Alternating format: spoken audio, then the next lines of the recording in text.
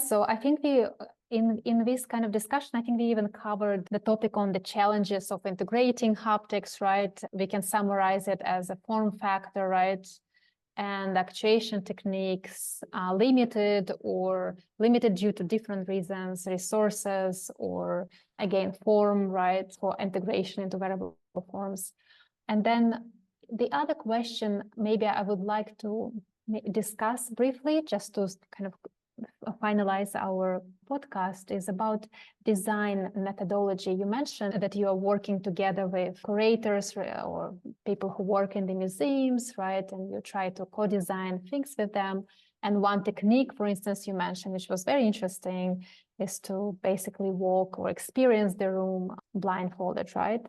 So could you share any other practices or experiences working with people in the field?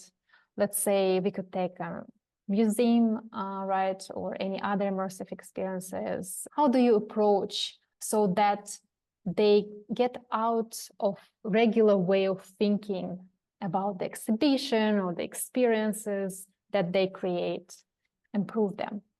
I think that there are a few things that today's reality, when we think about co-designing experiences that actually occur, first is that it's no longer possible to build those experiences having only your own team within the institution.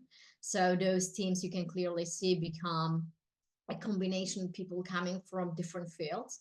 And I think it's a great thing that people start challenging each other's thinking, and it can be very inspiring to have in one room people coming from different disciplines. And I think we'll start seeing this even more and more, that people will have to sit together in one room and will together think, okay, how actually we can bring those experiences forward the best way. And I think that's the, again, most important thing with building experiences, that you can see very often that if you bring tech people to the table, people are very excited to incorporate specific element of technology.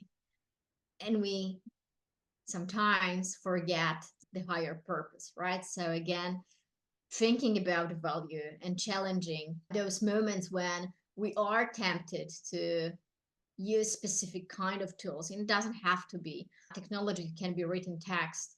But what is actually the reason why at this very moment that will improve the clarity or the flow of the story, and how we can offer the most seamless and most satisfying experience for the audiences. The other thing is that we need to balance those moments of high engagement with those moments when the audiences can actually have a little bit of less intense experience and get some rest. Because if we think about going through the experience, it could be in a museum exhibition. If every room that we enter is incredibly intense, we will be tired after 10, 20 minutes because we are so bombarded through multiple senses. So another thing is to consider how much we can take as human beings, to consider, for example, neurodiversity. I think that's another trend that is coming, that we will start acknowledging more and more, that we have different levels of sensitivity to those triggers that are surrounding us.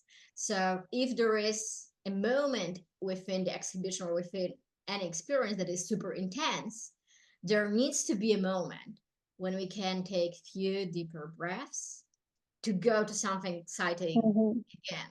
Because otherwise we get overstimulated and we will not make through entire exhibition. We will quit because we will be overstimulated and we will feel exhausted.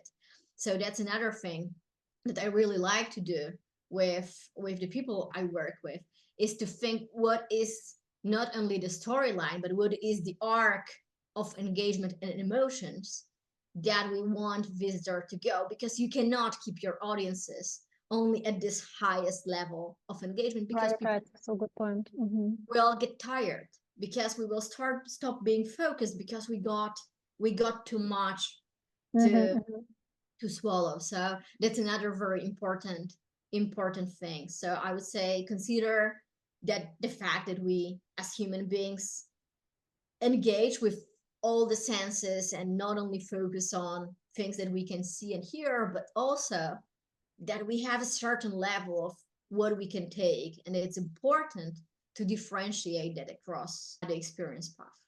Maybe at some point there will be also an option for customization of experience, but I guess that's going to be a next level, right? So you can choose what kind of experience or level of intensity you want to be immersed in. Yes, but on the other hand, we already know that if experience becomes highly personalized, people start feeling FOMO. It's the same as if you think about your Netflix feed, you question what recommendations you're not getting. So you start wondering what I'm missing out within the experience by the fact that this is personalized. So what some museums already do is that they have few different kind of paths, and they are designed for multiple visits. So this time we will take you through this path that will focus on specific kind of sensation or a specific topic.